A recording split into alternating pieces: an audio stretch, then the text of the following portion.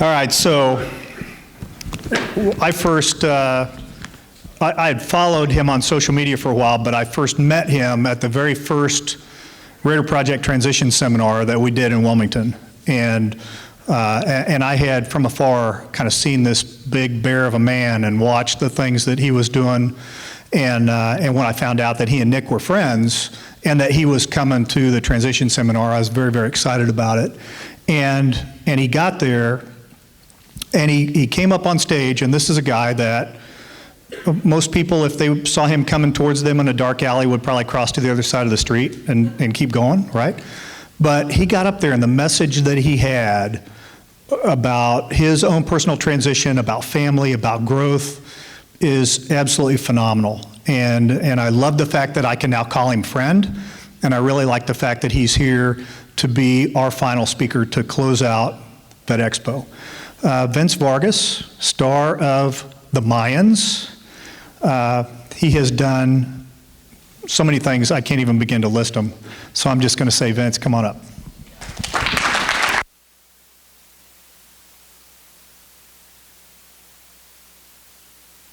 A little stressed out. How you doing? I asked to put just a chair here so I can kind of make it a little bit more intimate. Talk a little bit about my life. Is this all right? Can everyone see me okay? You know, I wanted to be here because GallantFew and me and Nick obviously go back a ways. But for those who don't know me, really quick rundown. Failed college athlete. Joined the Army because I needed something for my child that I had at the time. Got out, went into corrections, trying to figure out my life. From there, I went into the Border Patrol. And from there, went into entertainment and entrepreneurship. And then from there, continued on and trying to be an entertainer. Now, I'm on a television show called The Mayans MC on FX. And I also have another show coming out November 20th for the History Channel. And so it's been an interesting ride from day one till now. Never in a million years expected I'd be where I am at today. I had a list of things I wanted to talk about, but we're surrounded by a bunch of amazing individuals who had some great stuff to say, and I didn't want to regurgitate their message. You know, I was going to talk about, well, Kirk talks about words, which makes me nervous because I cuss all the time, so I'm trying to control those a little bit. Nick K talked about accountability. That's something big that I talk about. I believe a lot of my life has been self-accountability. When I found myself in hardship, it's most of the time because of something I've done to myself or the choices I've made that put me in that position. Nick P told my whole story yesterday, so kind of threw out my old speech. Had to start new. Toby talked about baseball. That was another part of my speech. That's gone. The LPC Annette, she talked about EMDR, something else I was going to speak about, something that's actually personally helped me a lot in my transition. And I can recommend that to anyone who suffers with post-traumatic stress to definitely try EMDR. But again, take her word for it. I'm not certified, she is. So that's out. So I sat there last night really thinking about what I wanted to talk about. I've had in my head I wanted to talk about this subject. Me and my wife had long conversations on whether the public was ever going to see some of this stuff that you're going to see today. But I think the one thing that's near and dear to my heart, and it's always going to be, is my family. You know, I was raised by an ex-gang member, turned Marine, turned firefighter. I was raised by a mother who picked cotton as a child, onions, so they can pay for beans and eat for the week. I call it a bean marathon.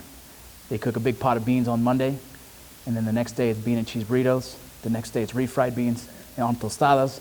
The next day it's going to be nachos. Those beans was a bean marathon, and that's how they survived. They were very broke and very poor. My mother made the choice to move to LA for the dreams of everyone else has of success in Hollywood, and she's worked her way up to the point of eventually having a good career with Los Angeles Unified School District, and my father did 32 years as an LA City firefighter.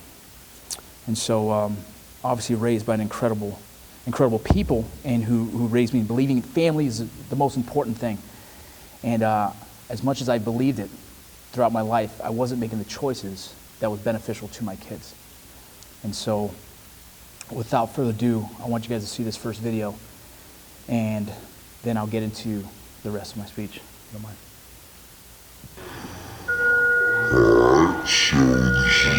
Awesome. That's how it felt. It's really how it felt. Months later, we're back in the hospital. Yeah. All right, so Volume this up. is what, a year and a couple months later, we're back in the hospital. Gonna ride the lightning for the second time. Scared a little, frustrated a lot. Right? Shit's getting old. Honestly, we're just sitting there watching TV, and I felt the rhythms go change. I can't say that I've changed anything crazy on my diet, but maybe dehydration. Been working out a lot. I don't know. It's super weird. So I'm obviously prone to this, so we might have to look into other things, but I think it's crazy that we're just talking about it. And there we go. What's today's date? Cinco de Mayo. Today is Cinco de Mayo. One fucking margarita.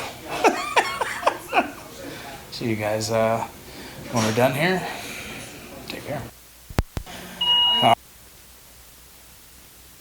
That was obviously Cinco de Mayo this year. And that is the second time I've had to ride the lightning to correct my heart rhythm.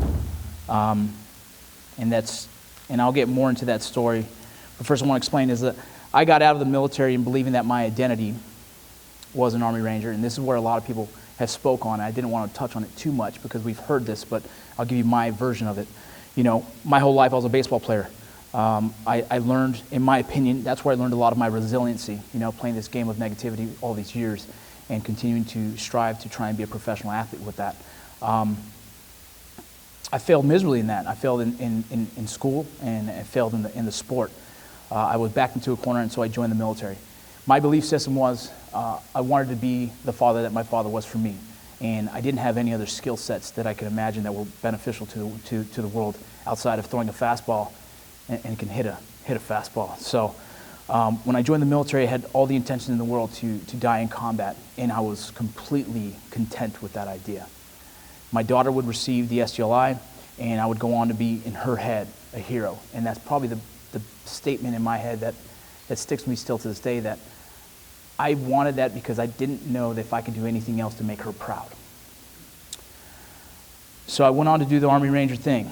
I didn't expect I'd be good at it, but I was comfortable in that world. I had a father who was a Marine who woke me up at 7 in the morning saying half the day is gone. who would have a heavy hand when he needed to, because I was a punk kid at times. And so the coolest thing was knowing that the drill sergeant couldn't put his hands on me, and he's not nearly as intimidating as my father, so basic training was a smooth ride for me. Then I got into RIP, Ranger Indoctrinal Program, and that was a whole different story. Got through all that. I got out of the military, and I talked about this before, is I really believed, and I was so proud that I can do anything other than baseball. I was an Army Ranger, and I got out and had my first job interview at the corrections facility, and the gentleman was reading my papers, and he goes, "Man, how was that? How was it being a park ranger?" And that hurt my heart, man. A couple weeks later, I saw my grandmother, and she goes, "Vinny, I'm so proud of you, a park ranger." And I was like, "What the hell is wrong with this place?" Nobody understood what my job was, and I expected everyone to appreciate what I've done. I expected everyone to appreciate the blood, sweat, and tears it took to be an Army Ranger, and I was so proud of that fact. And what I came to the conclusion was, nobody really gave a crap what I did in the service. They were just proud of the fact that I served, and they were just, they wanted to show that, but they didn't understand it. And for some reason, I was so upset at the civilian world for not understanding what I've done. And that's where I started to realize, you really are, the question is this: what's the story you tell yourself about yourself? And you could all think about that right now. What's the story you tell yourself about yourself? And that in itself is the essence of identity. And I told myself for years I was an Army Ranger. And I held on to that as if that was going to carry me to the finish line. I held on to that as if it was enough. I've done enough, and I can ride this out in the civilian world, and people are going to hand me jobs. They're going to shake my hand and tell me how awesome I was. And in doing that, I continued to lose myself with what my sole purpose in life for me was balance with my family. You know, while in Ranger Battalion, in 4 years, I was home, legitimately home, 12 months. Because if it wasn't for a deployment, I was also volunteering for school. I was also volunteering I did language course for 6 months in Benning. I did NCO development courses. You know, I did Ranger School.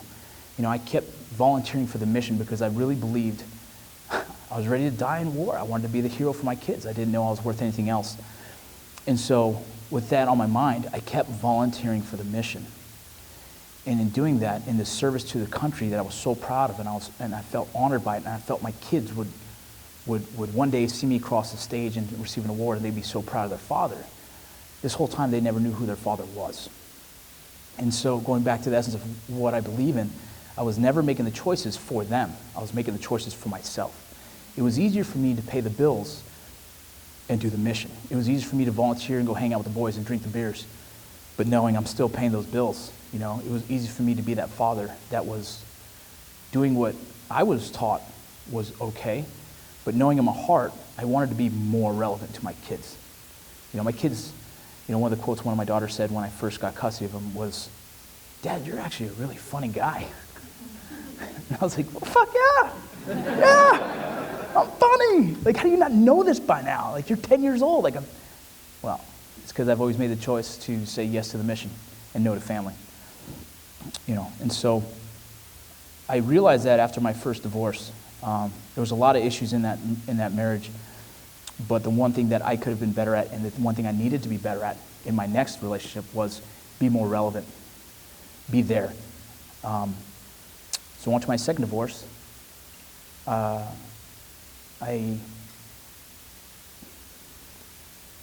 here. So I was out of the military, and now I'm trying to be more relevant home. I'm getting paid for the hours worked, which is beautiful. I'm making plenty of money, so the family's comfortable. I'm now never going overseas, which is good. But the way I am, the way my head is, I love my service to my country. And so I volunteered for the Border Patrol. I got in, went special operations right away because, again, I told myself that's what I needed to do.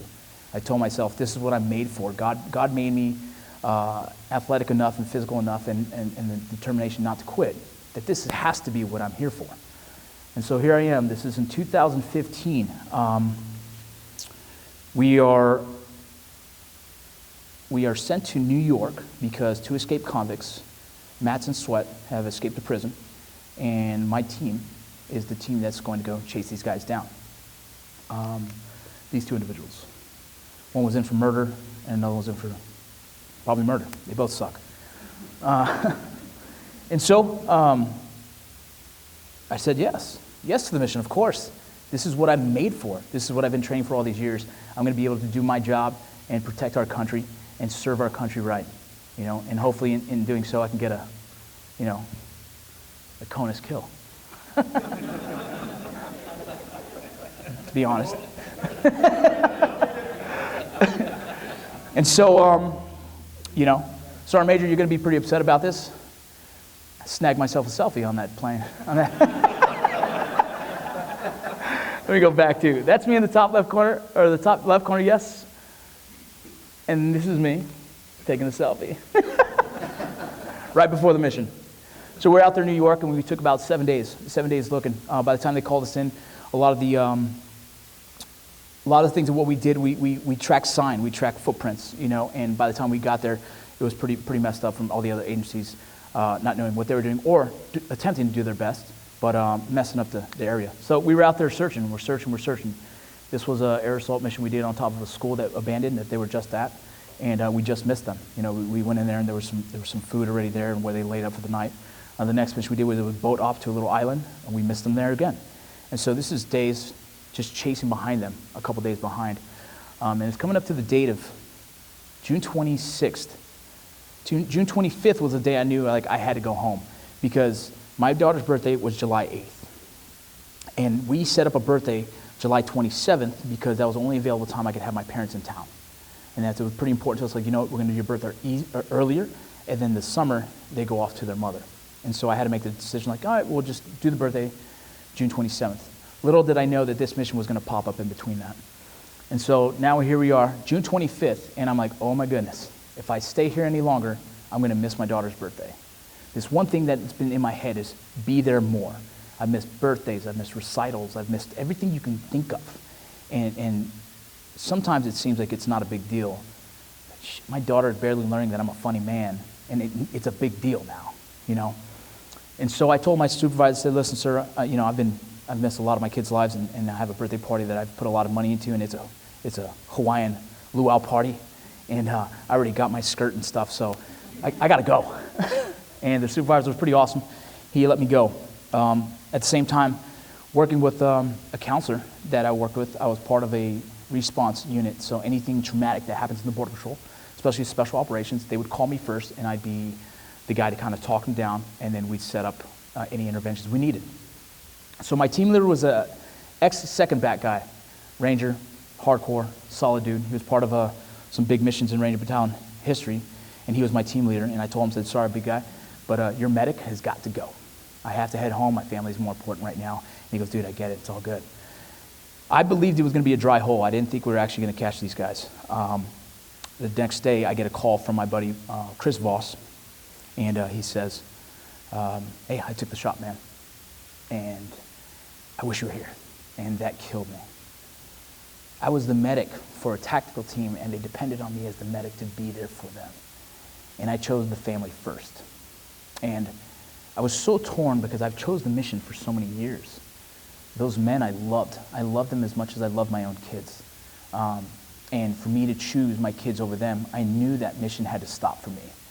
I continued to tell that story to myself about myself, that I needed to serve my country, and the truth was I needed to serve my kids. And I was in this conflict for so long that I finally was in the position where I needed to make that choice. And so when I had that call, and it broke my heart, and I'm crying on the phone because I was hurt in my own decisions, and knowing that they didn't have a medic that was dedicated to them, I resigned 2 weeks later. I resigned 2 weeks later to join these guys. Boom! The Article 15 crew. These guys gave me, the foundation I needed to really trust in what I can do for veterans and to tell my story more. I fell in love with this idea of making veterans laugh and finding our videos overseas and giving them motivation to continue on. There's guys that tell me all the time, like, man, those 3 minutes sometimes would change my mood. And that for me was rewarding. That for me was the mission now, you know. But this mission took me away from my kids again. This mission sent me to Vegas. This mission sent me to Colorado here. This mission that I believed was now the new mission, filming a movie, Range 15. And here I go, in the same cycle I did with Ranger Battalion, and the same cycle I now did with Border Patrol, and now the same cycle I'm doing with these guys. I love them to death, but I had to choose another route, and I didn't know how. Until the first time my heart went out. It was January 2017, right then? We just met about 5 months prior. I had 2 divorces under my belt. I'm a single father of 4 kids. And I knew that the only thing I've ever wanted in life was a family. And I've made every decision to disprove that. I chose the mission over family. And so now I knew, like, this is it. My kids need me to be better for them. And so that's the start of me separating from the boys. That's the start of me walking away from a podcast that's one of the most successful podcasts right now. That's me walking away from businesses that put a lot of money in my pocket, but it wasn't worth the relationships that I was losing with my kids. And so this right here was what woke me up. I'm a man who I've never feared death because I felt like the death that I was doing was service to our country and it was honorable. And now I'm here on a bed and the doctor's telling me there's a chance you could die. I sat 3 days, stubborn as hell, didn't want to go to the hospital because I felt my heart beating uncomfortably fast. My heart was at a high rate where they were scared of a cardiac arrest. They couldn't get the rhythm down. I was in the hospital for 3 days because I was stubborn. and I found out that I have AFib. AFib is essentially the heart is not doing a full beat. If a heart does beats, AFib does almost a quiver. And as it's quivering, the blood is pooling at the bottom of the heart.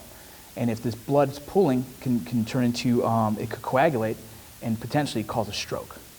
And so the fear of having 3 days of being stubborn, I potentially already have clotting blood and could potentially cause a stroke. And so while I'm in there, they're giving me blood thinners, and they're doing everything they can to keep my heart rhythm low because my heart's still fighting, trying to figure out why the hell it's out of normal rhythm. And so we're there for 3 days. We're there for 3 days, and I finally am scared of dying. I'm scared to die. I wasn't ready to die because my kids are finally getting to know who I am. And this woman stayed there every day. And I finally found someone who respected my time. And these kids, do I have the one slide with my, it's okay, don't worry about it. I sat there for day 2 and frustrated, like, damn, what did I do to myself? What did I do? My whole life has been honorable to everyone else, but to my kids, they didn't give a crap. They just wanted me home. And she comes back from getting the kids ready for school, calling my parents, having them all fly in to just be there just in case. We don't know what's going to happen. And brings back a jar of letters from all 6 kids. And you open it and it says, "You're the best father. I love you. Stay strong." And that was it. It's like, what the hell am I doing? They barely know me because of all those decisions I put them behind. And now I have to make that decision, and I've walked away from everything since. I walked away from, I don't own Article 15 clothing. I don't work with Black Rifle Coffee. I don't do anything with the Drinker Bros podcast unless it's something to help promote something that I'm personally doing myself. I made that decision because of this, because I was afraid to die. And I was afraid to die because I didn't respect what I've done in my life. Now that I'm not serving our country, I need to do something for them. And so I started to make these choices that were good for family. I put them first. And in doing that, the craziest thing that's happened to me, in doing that, I got an opportunity to audition for a TV show. Like, what the hell? My kids were gone for spring break, and we were like, let's go to California on vacation. And all of a sudden I get a call, like, come do an audition. Okay, sounds good. I got the part. Like, what the hell? How the hell did that happen? I got the part. And then I get a call from History Channel saying they're interested in using me for a show, and so I pitched them an idea. And it got picked up. So all of a sudden I focused more on my family, and things started falling into my lap. And it was crazy. It was this crazy thing of the hard work, and now focused towards a direction that is more meaningful for me and more powerful for my family. You know, somehow it's paying off tenfold. And I can't explain that. I can't explain why that happened. I know I've been putting in the work for many, many years, and Nick could be attest to this. Once I started believing in myself, once I stopped believing in the story that I told myself about myself and started being honest, that honest assessment of who I am and what I represent and what I want to be, that's when things started to change. I know now that every decision I make, it has to be the best decision for the family. And there is times it will take me away from my family, and that's fine. As long as it's what we believe as a team and what I believe is doing good for that family, but at the same time, I'm comfortable with the end state of what happens in that. You know, I'm on television, but I fly to LA to film, but I fly home every weekend. Why? Because those weekends are important. Their sports are important. You know, they might not see me during the week, and that's fine, but we FaceTime every damn day we can. You know what I mean? And so being more relevant in my kid's life has been the best thing and most fulfilling thing I've ever had. I feel comfortable now. As this was happening and I filmed that video, I'm like, okay, I've made so many decisions now, I can say I'm proud. I'm going to leave a footprint for my kids to be proud of me. They can now look and be like, Dad was there. One of my sons says, I want to be a stay-at-home soldier like you, Dad. I'm like, what does that mean? Because he sees them in the reserves, so he sees me suit up here and there. And then I wake up, I freaking make sure they get their lunches together, I put them in the car, and we go to school, and then I pick them up, and they're like, dude, what does this guy do for a living? They don't even know. I told them, I said, I'm an Uber driver, it's all good, you know? and like, they don't know, and I'm cool with that, right? Like, the most beautiful thing is being able to take them to school, and so many other parents are there doing it, not realizing like what a gift that is for them. And so it's been an interesting ride, and I just wanted to give you guys a part of that. I have a few more things to talk about in the end of this, but we'll go to the video after I got my heart started again, and we'll see that, and then I'll hit you with my closing. Please. So we're done with the procedure. A little foggy still, kind of. But it's done. We're good. Pretty easy, right? That was the easy one. It was an easy one. So I felt the shock. I felt it like through my toes. I felt it. But the rest of it's kind of blurry. And I put some kind of like temporary pain things. I didn't feel it. I don't remember much, but heart's at a normal rhythm. Stats are good. Boom.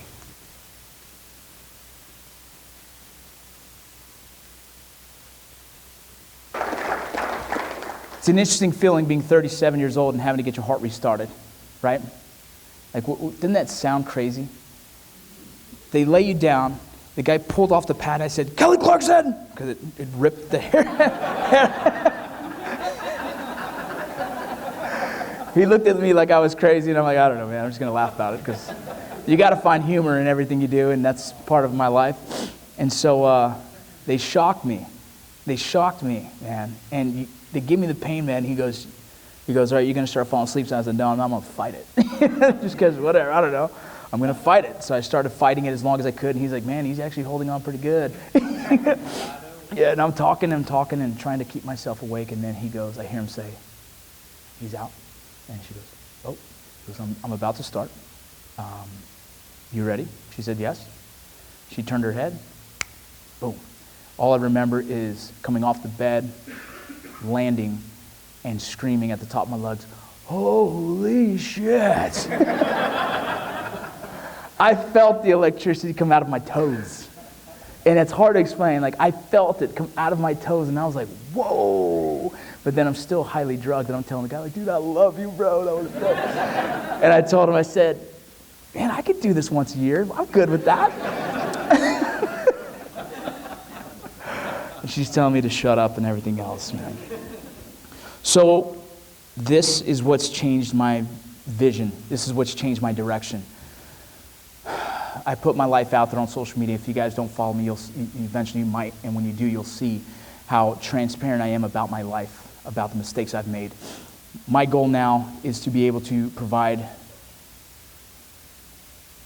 an honest view into my life so that other veterans can see, you know, it's okay. You're going to fail. You're going to fall hard, but you're not alone. We all have these issues in our lives. We all go through divorce, you know. We all have our insecurities, and knowing that there's someone out there putting himself out there for the public to see, for me, I feel like is now my mission. The bigger my social media grows, the bigger voice I have to show that we can do this, right?